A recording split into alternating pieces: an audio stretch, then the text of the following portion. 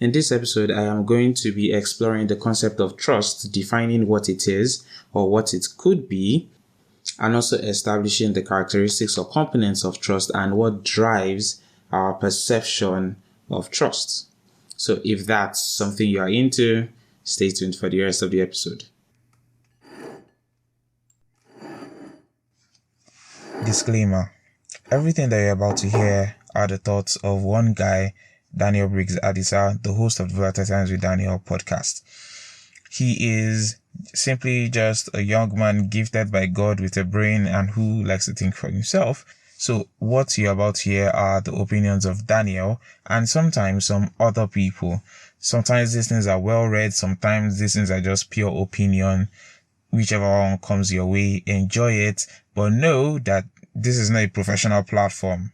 Daniel is not a professional. So take everything he says with a grain of salt, right? And we'll all be fine. Thank you.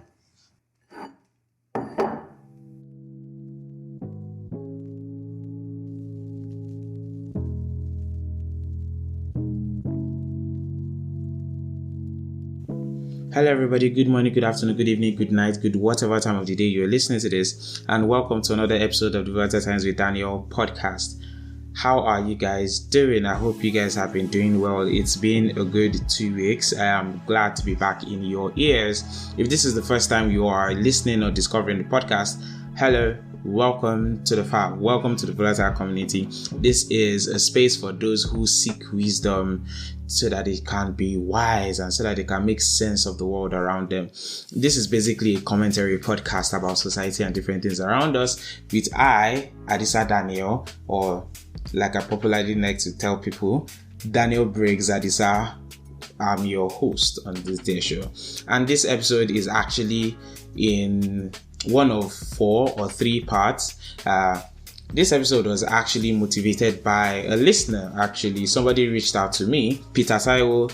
Hey bro, reached out to me about an issue concerning trust, and the question was around somebody saying they can't trust anyone anymore, and I find that a very, very interesting statement, and I wanted to dissect that. So we had a conversation around it, but I felt like I didn't do enough justice, or we didn't really get into it in depth as I would like us to. So I was like, you know what, let me just use this medium to establish that conversation between both of us and also with you guys. So like I said in the intro, this is basically an introduction into the concept of trust. I am not a philosopher or anything, so don't expect this to be such an exhaustive inward look into trust. I'm going to be quoting from various people sometimes, and most of these things I read somewhere else and also thought of by myself so that I could better understand trust, because to me trust is a big deal and I like to establish trust. I like to know if I can trust somebody and what are the parameters that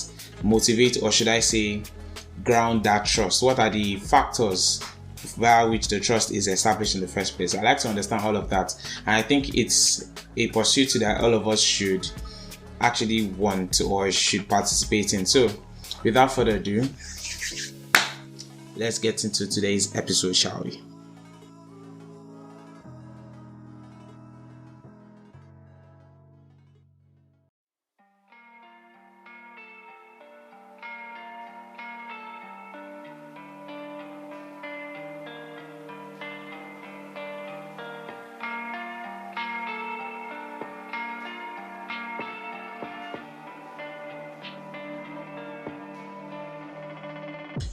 So, trust. What exactly is trust?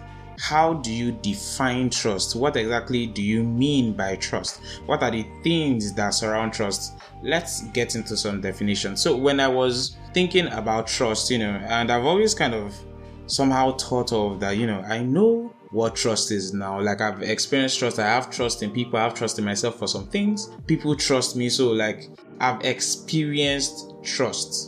But then I found it difficult to define trust in a sense, or rather to explain what I mean by trust. So, which took me down a spiral of thoughts.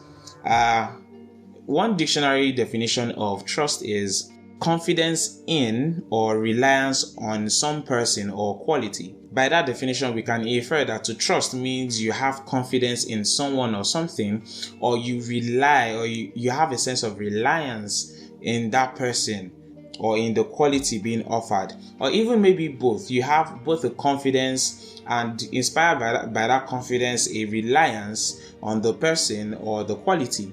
But then another definition of trust that I encountered on the internet is this one. It says, trust is a willingness to be vulnerable. You choose to take risk and be vulnerable to the other party. That is what it means to trust.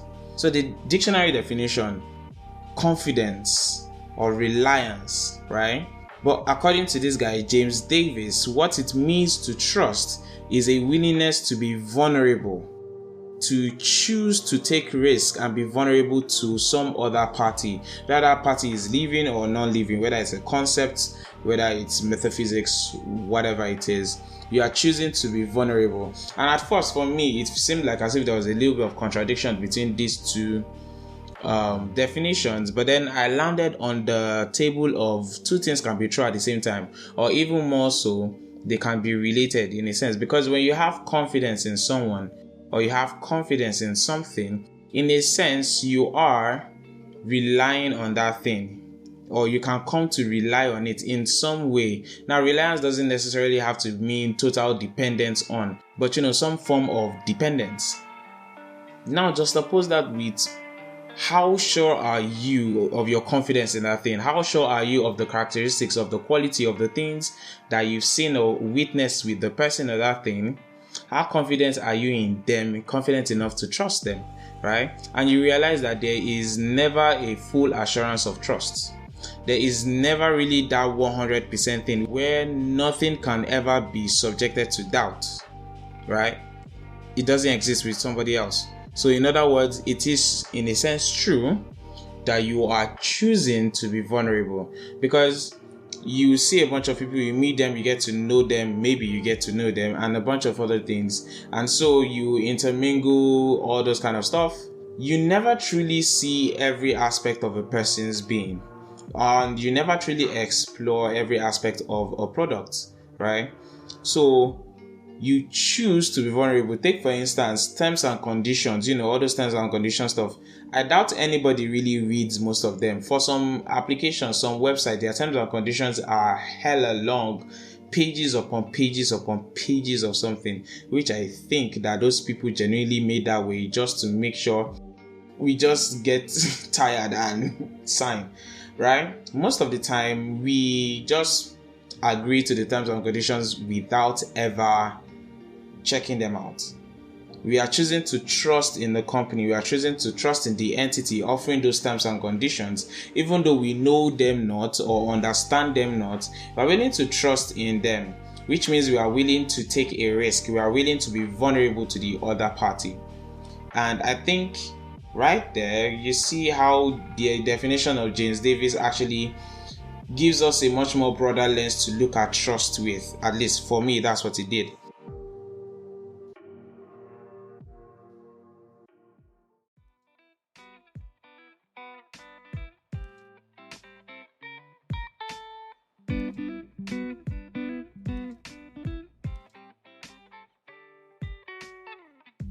According to Francis Frankes,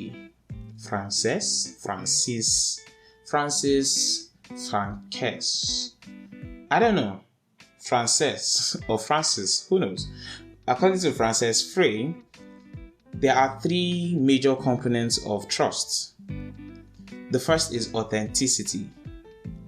And authenticity can actually be hard to define or establish in a sense, because I think most people tend to want to define authenticity as originality, kind of like originality in a sense of uniqueness, like it's the first of its kind, there's nothing else like it, that kind of sense. But in the end, I think we almost, with our actions and with how we tend to relate with the concept of authenticity, I think we more are better off defining authenticity as genuineness, right? So I think when we are talking about somebody being authentic or something being authentic, we are talking about it being genuine in the value or principles that we observed with the thing or with the person. So take for example, most people tend to think personalities are, very unique and unreplicable in other people, but actually you see a bunch of people have the same kind of temperament as you, behave the same kind of way, have the same set of beliefs even. Wow, shocker. And so authenticity in that kind of sense cannot mean originality, like in the sense of uniqueness, first of its kind, that kind of sense, but it will mean genuineness. How genuine are these people? Are these people truly acting like themselves, right? So if we sense a sense of authenticity, a sense of genuineness coming from somebody else or being offered to us by something, we are much more inclined to trust. The second component of trust that Francis A. notes out is the rigor in logic. So it's more like as if you're asking if you can trust what the person says, or whether you can trust the logic of what they say, whether you can agree to it. If you can agree to the logic, you can agree to the thoughts, if you can agree to the words, the things people say basically, like I am currently, if you can agree with what I am saying, if you can agree with the logic flow of the things I have been saying throughout the entirety of the life of this podcast, you are most likely willing to trust my words, right? So, rigor in logic. And then the third one is empathy. Empathy, sensing genuine authenticity in empathy can promote a sense of trust with people. Now, what does that exactly mean? Empathy is, people just like to think of empathy as, oh, I feel your pain. I feel your pain. You understand? No, it's not essentially that. Empathy is actually embodied more by the quote of walk in their shoes, put yourself in somebody else's shoe. At least that's how I like to think of it, right? So we want to believe that people are with us for us. We want to believe that people have established a relationship with us for us. We want to believe that people want to spend time with us. People are doing things for us, not for their sake, not so that they'll feel good about it, but because they are truly in it for us, right? So 3 components of trust: authenticity, rigor in logic, in other words, how trustworthy somebody's logic is, and empathy. Now, taking this component of trust together as a single package, and then going back to our guy, Mr. Davis, he now has the theory that we all have a propensity to trust, and that trust is determined, or should I say, gauged by our perception. Now, if it is gauged by perception of what? Now, remember the 3 components of trust, right? Authenticity, rigor in logic, and empathy.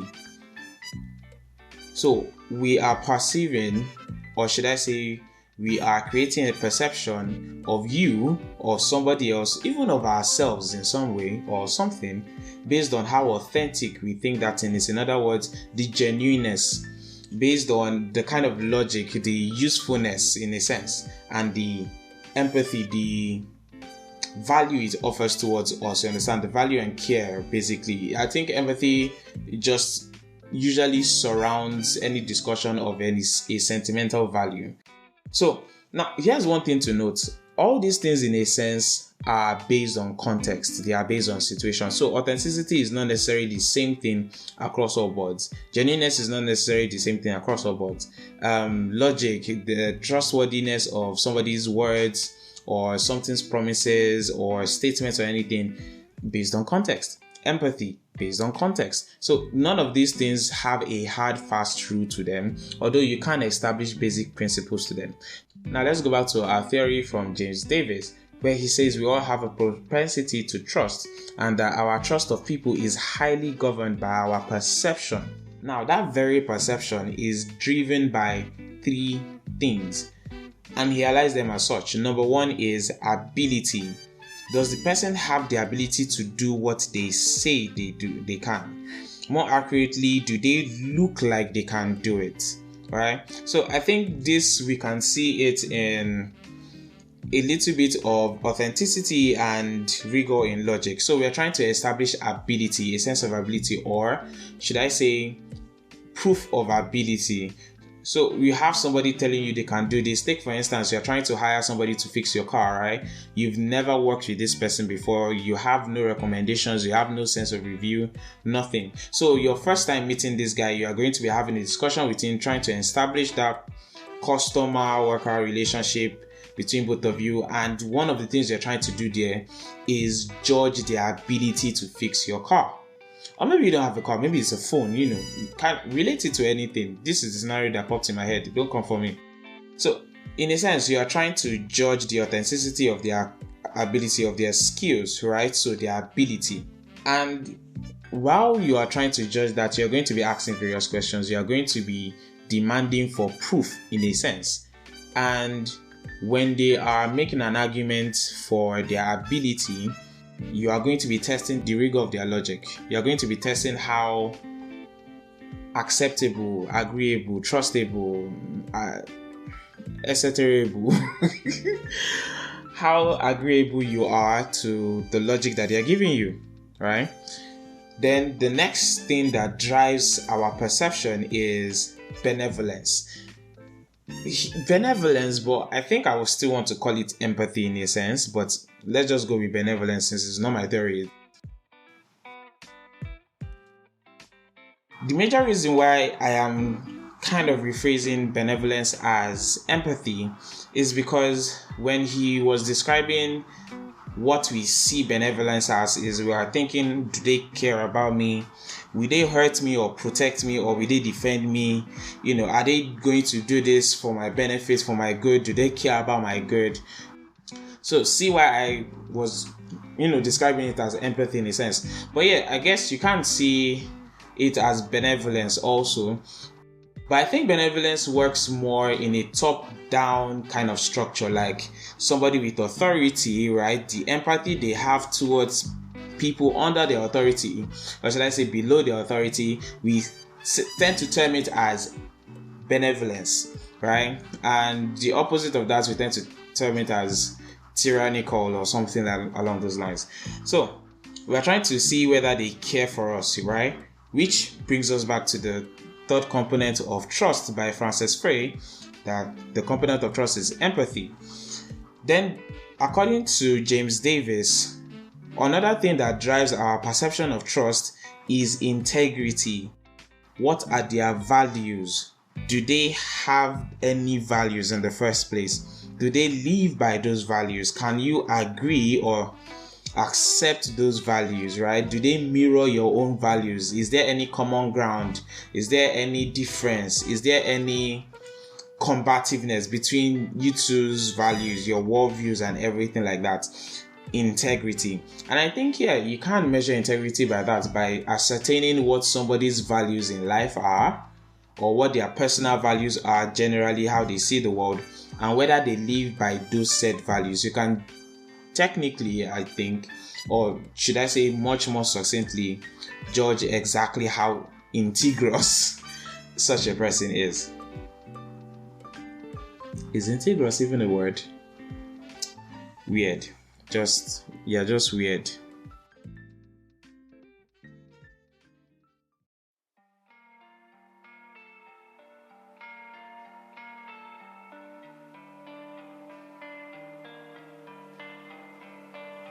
Okay, so apparently we are operating via the laws of threes. We familiarize ourselves with the three components of trust. We familiarize ourselves with the three things that drive our perception of trust, even also with a definition of trust, even though we didn't go to three different definitions for that one, thank God. Now let's move on to things that threaten trust, or as Francis Frey would like to put it, some wobbles. She basically postulates that if any of the three components or any of the three driving forces of trust wobbles, then the trust that we've earned, the trust that we have towards something or in something, the trust that is had towards us is strengthened. And then she lists those three wobbles. The very first one, as you would imagine, is empathy. which she says is the most common one. We don't believe that people are in it for us, right? We don't believe that people are there because they want to be there for us. The reason is because we believe everyone is so self-absorbed and self-distracted. In other words, everybody is wrapped up in their own personal lives, in their own personal gain, in what they can get. I mean, we see this a lot whenever we talk about friendships in our modern day, in our society nowadays, or how many people online talk about it, right? Don't be friends with people that are not moving you forward. And while those things in some context, yeah, those are good advice and everything, but it's like, should you only establish relationships or friendships simply because this person can help you get to a better financial status? I mean, it depends on what you're looking for in life, but one might say that you are trying to create an exploitative relationship in the very first place. And even though both of you might be driving yourself forward, it's still in a sense exploitative, because you guys are not creating the relationship based on an interest in each other or based on empathy. You're simply there for yourself, not for the other person, which is a fear people have, right? That people aren't there, people aren't in it for them. Frances says, without revealing empathy, everything gets harder. Without the benefit of the doubt for trust, it makes everything harder and we have less time for empathy and the cycle continues. Now, that phrase, the benefit of the doubt for trust, I will come to it in a different episode along the series of trust, but yeah.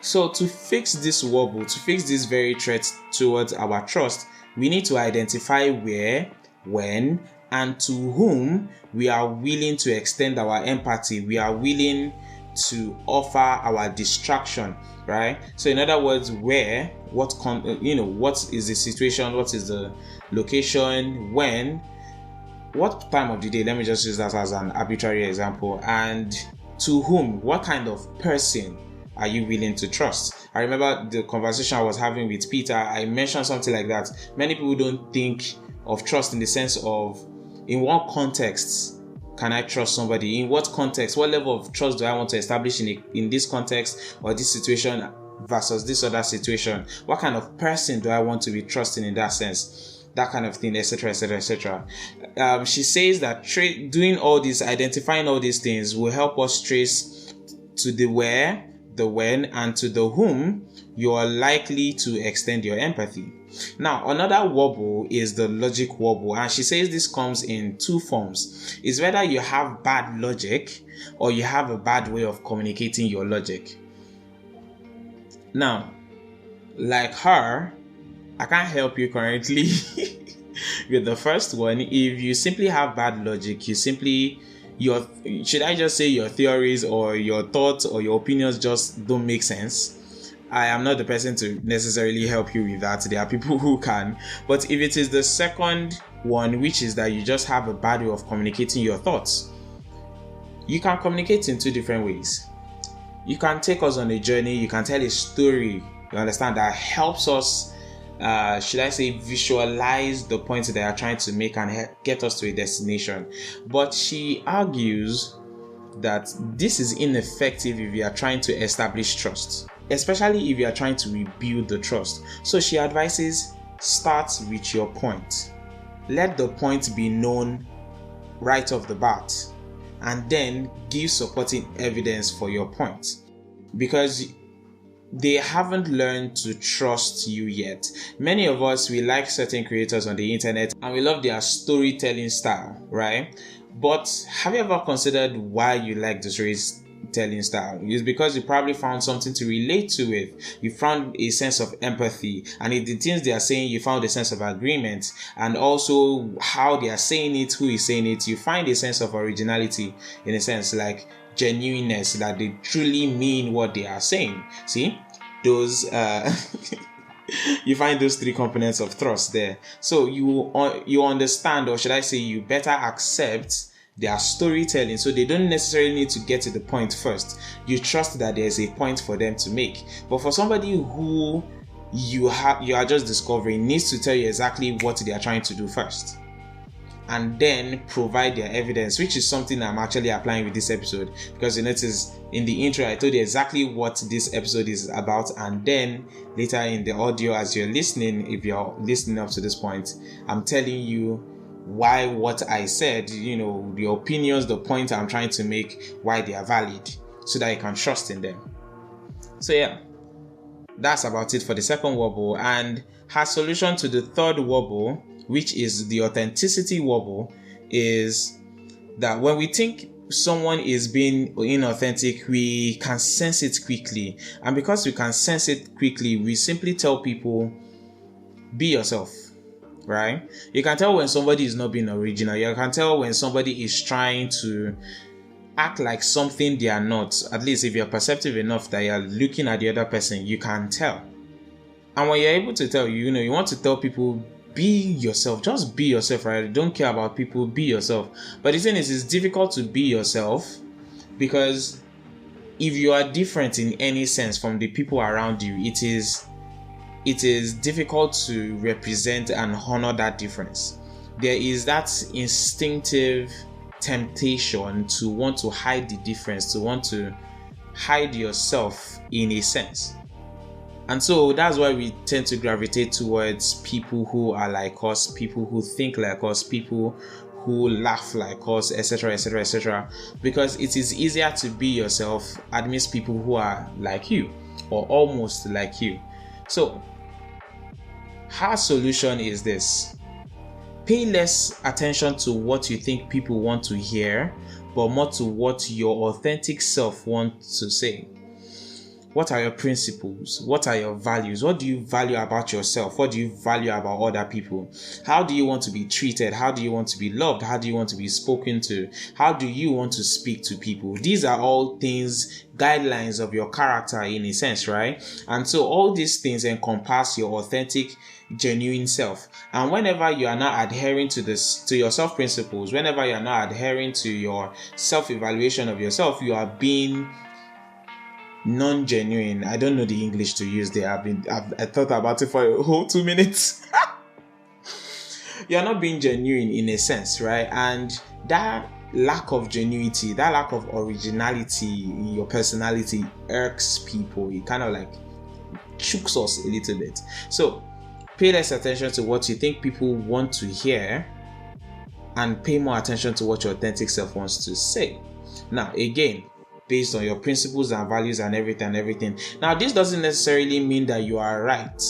This doesn't necessarily mean that you are more correct, more moral or anything, but it simply just means that you are being genuine to who you are currently. Again, this is not to establish any form of authority, moralness, anything like that. This is simply just to establish your genuine self so that you can better establish grounds for trust. Francis Frey says, it is easier to fit in. To represent your difference comes with a responsibility to respect and honor that difference. And so you see, the best way to fix, or should I say solve, the authenticity problem, the genuineness problem, is simply to be genuine. Genuine to what exactly? Genuine to people's perception of you? No, not really. Genuine to your own principles, your belief, your values, all the things that hold you together in a sense.